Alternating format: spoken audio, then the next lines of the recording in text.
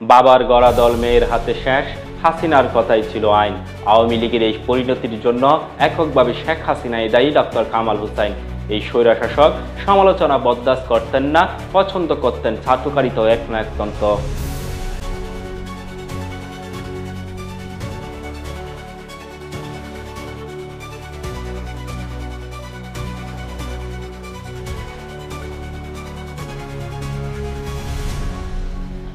আওয়ামী লীগের শেখ হাসিনার কথাই ছিল আইন।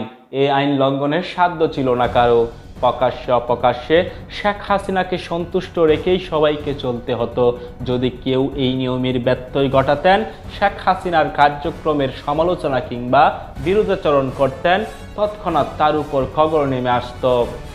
সৈয়দা জোহরা তাজউদ্দিন, ডক্টর কামাল হোসেন, নূরে আলম সিদ্দিকী, আব্দুল লতিফ সিদ্দিকী, তার ছোট ভাই বঙ্গবীর আব্দুল কাদের সিদ্দিকী, আব্দুর রাজ্জাক, আব্দুল জলিল, সুরঞ্জিত সেনগুপ্ত, অ্যাডভোকেট ফজলুর রহমান থেকে শুরু করে তানজিম আহমেদ সুহেল তাজ, প্রবীণ থেকে শুরু করে নবীন নেতারা কেউই শেখ হাসিনার এই কবরের হাত থেকে রক্ষা পাননি। কথায় কথায় শেখ হাসিনা তাদের অপমান অপদস্থ করতেন, বাধ্য করতেন দল ছেড়ে যেতে। তোফায়েল আহমেদের মতো অনেক প্রবীণ নেতা আওয়ামী লীগের রাজনীতির সঙ্গে থাকলেও তারা ছিলেন শেখ হাসিনার এক ধরনের করুণার জালে বন্দী। আওয়ামী লীগের ভেতরে মর্যাদা বলে তাদের ছিল না কিছুই।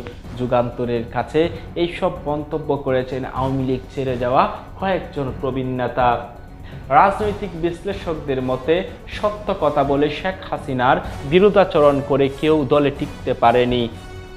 এছাড়া ক্ষমতায় থাকার সময় শেখ হাসিনা স্বৈরাচারী কায়দায় যেমন দেশ চালাতেন, তেমনি একই কায়দায় চালাতেন দলও। কারো কথা তিনি শুনতেন না, আমলে নিতেন না। নিজে যা ভালো মনে করতেন তাই করতেন। তার সিদ্ধান্তই সবাইকে মাথা পেতে মেনে নিতে হতো। অনেকটা হিটলারের মতো শেখ হাসিনাও আওয়ামী লীগের রাজনীতিতে এক নায়ক হয়ে উঠেছিলেন।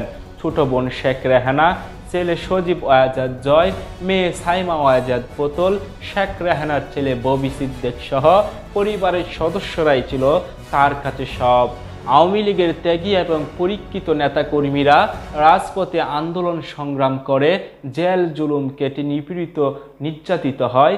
জীবন বিসর্জন দিয়ে শেখ হাসিনাকে ক্ষমতায় বসালেও তিনি কখনো তাদের সেভাবে মূল্যায়ন করেননি।